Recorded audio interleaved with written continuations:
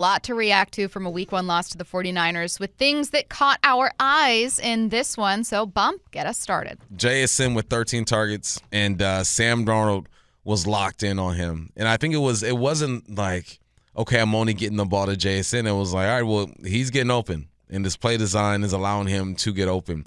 I think that the Hawks struggled when it came to one-on-one matchups. Mm-hmm. So when you have 13 targets out of 23 attempts, you got to find ways to get other people involved.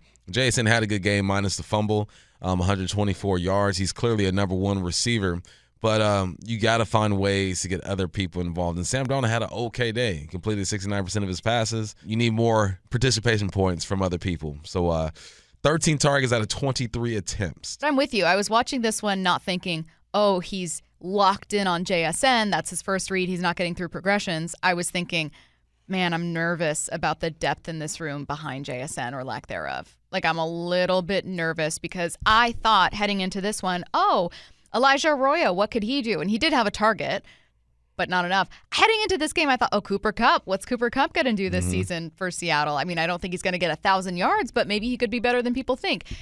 And it was just nothing. So interesting to hear the perspective. That's helpful. Someone who's rewatched the tape being like, guys just weren't getting separation. Pittsburgh's a good defense, man. It needs some work. You had to guess between JSN, Cooper Kupp, AJ Barner. Who was in on the most offensive snaps? I thought it was AJ, JSN, and Cooper Kupp. Right, which makes sense because JSN's your primary target. AJ's obviously going to be in to block as well for all those run plays. But no, Cooper Kupp was in on 88% of offensive snaps. AJ Barner in on 85%. JSN was just in for 77% of offensive snaps. I think that's mainly because Cooper Kupp is the best blocking wide receiver they have. And he did have a good game when it comes to blocking. Obviously, as a receiver, you want to have a good game when it comes to receiving and yards after the catch and touchdowns and whatnot. But that was surprising. But it also makes sense because Kupp is a better blocking receiver. One of the things that I feel most, I don't want to say ominous or like nervous, maybe a better word, about leaving this one, I feel excited about what I saw from JSN. I thought it was a great game from JSN. Tough drop in there, but a great game overall. I didn't leave feeling like there was a lot of depth. I left feeling like I had spent the offseason saying, national critics are being too hard on this wide receiver room. Tyler wasn't doing anything last year. Yeah, losing DK's big, but, you want to be running the ball, and JSN can be a number one guy. Like, I kind of convinced myself that, like, no, these guys have it wrong. This wide receiver room can actually be kind of good. And I'm not leaving this game feeling that way. Okay, what's next? Zach Charbonnet performed and got the carries of a number one running back. I know that you look at 12 carries for Zach, 47, 1 touchdown, along a 7, and then 10 for Ken Walker. It felt like they gave Ken Walker the football early and then said, all right, Zach, you go ahead and run with this. Neither were extremely impressive, but it felt like they want Zach Charbonnet to be the number one running back. But I think where they stand right now, it's a battle, and that's good for this football team. They'll continue to push each other, but it felt like Zach Charbonnet was the number one guy. Yeah. What went wrong for the run game that you saw? Because while I was also thinking that, like, man, they're really turning to Charbonnet a lot. Walker was only averaging 2 yards per carry. Did you also see the game just lost in the trenches? Yeah, your right guard had a difficult day in Anthony Bradford. He had trouble getting into the second level, and they were shooting the gaps like crazy. And like I said, in 4-down territory, the unblocked guy made the play most of the time. You're not going to be able to block everybody on a play, and they were flying to the football. So once your timing gets all jacked up in the backfield because the defensive line is able to penetrate and make that running back make a move as soon as he gets the football, it's going to be rough. And that's what I saw for the most part. You got to tip your cap to the Niners. What caught my eye, third downs, obviously. I feel like it's one of the most basic stats that you look at after every single game, how they do on third down. And that is not just because it's a truth about football, but because this team, regardless of offensive coordinator and frankly, regardless of head coach, has kind of struggled on third down. They were 3 for 10, not good. Ideally, you want to be like 45% would be about average, and then in a perfect world, you'd be higher than that. But if you can get to 44%, 4 or 5 out of 10, that's pretty solid. 50%, I'd feel great about that. 30%, not good enough. Let's talk about some of those third downs, though. Of the 10 third downs they faced, they only converted 3. 2 of those, Bump, 3rd and 1. Oh, I would hope so. Yeah. I would hope that you converted 3rd and 1. One was that direct snap to Barner up the middle for 2. The other was Charbonnet going up the middle for 4. The only other one they completed, 3rd and 4, deep middle pass to JSN for 16 yards. Let's talk about the third downs they didn't complete, because while there is like a 3rd and 18, that was the one where obviously you're going to target. It's a pass on that one, clearly. Target JSN. JSN fumbles it out of bounds. So, 3rd and 18, that's tough. I'm going to chalk that up to they're going to punt here most of the time.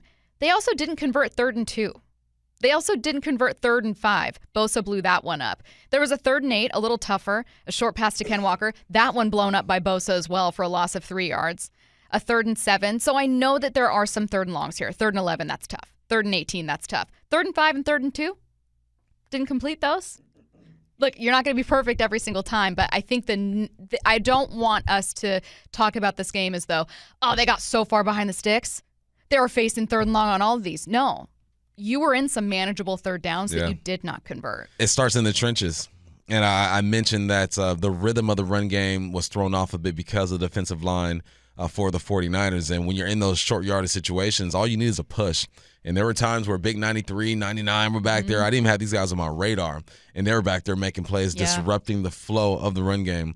It makes sense, man. I think the 49ers have some guys on that D-line that people will start to recognize here later on in the season. 3rd and 3, another one I didn't mention, incomplete to Cooper Kupp. Time of possession, we've talked about this already. 37 minutes for the San Francisco 49ers and 22 minutes for your 49ers. I think that ties back into some of the stats that you put out there.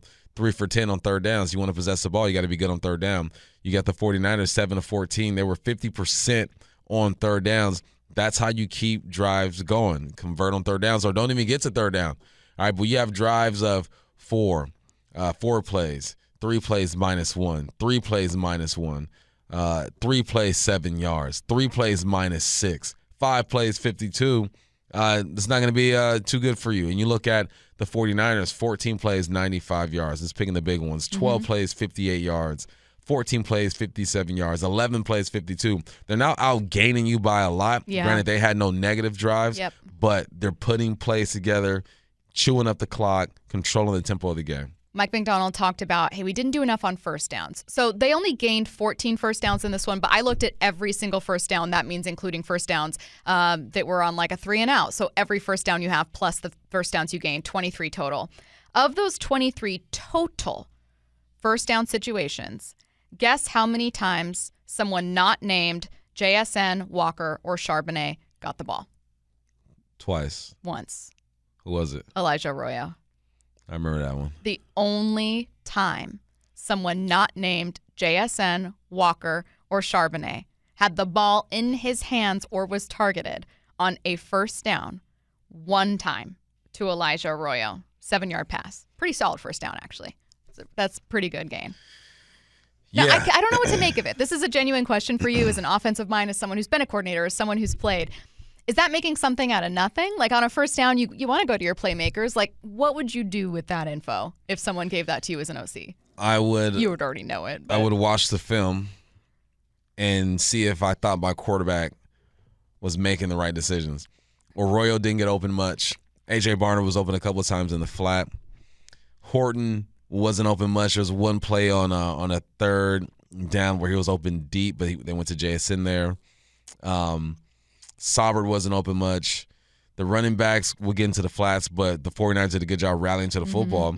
I think that the Niners had a game plan and executed the heck out of it. And Sam Darnold had to go to JSN for most of those plays. So now it's about designing. Designing. How am I going to get my guys open? The coach has to put the players in position to make the plays. Some of these routes that I'm seeing are route combinations that I saw. The players aren't winning versus one-on-one, and Sam Darnold is getting pressure, so he has to go with his first read. So it's a combination of things, though. Okay. Cooper Kupp is known for this being clutch, and I was so disappointed that he didn't make that play on third down going across the middle, and it hit his hands. I mean, it was a dart. Sam Darnold put it right where he was supposed to be. And with only 3 targets, I talk about the running backs getting into their groove. I don't think Cooper Kupp had a chance to get into his groove. You need, as a receiver, as a number 2 receiver, you should have at least 6-7 targets. At least 6 or 7 targets, and design plays for you as well. But Cooper Kupp has to help himself out and move guys and get open when they play against man. But when you have those opportunities, you have to make the play. So what caught my eye was that I was surprised that he only had 3 targets, and I was surprised that he dropped that third down. If your goal is to improve on 10 wins and get to the playoffs, I can understand starting the season with a lower bar for your offense than your defense, but eventually the bar needs to raise. Yeah. You know what I mean? Like, you can't simultaneously say, we got to get to the playoffs. We got to get to the playoffs and win 11 games. And then on the other hand say, but if the offense doesn't figure it out, that's okay. Those two things aren't possible together. Like, you're going to need to figure it out offensively. You don't need to be perfect, especially if your defense is what we think it's going to be. But eventually that bar needs to be cleared. And it needs to start sooner rather than later. Changes that needs to be made is that your right guard has to play better football. Abe Lucas, you're not going to see a Nick Bosa for a while now, so you should be good there. Nick Bosa is just that dude. Sam Darnold made good decisions for the most part, and your receivers need to win their one-on-one battles. So it's a progression. So I'm going to try to stay calm. Okay. They do need to play better, but I'm not panicking right now.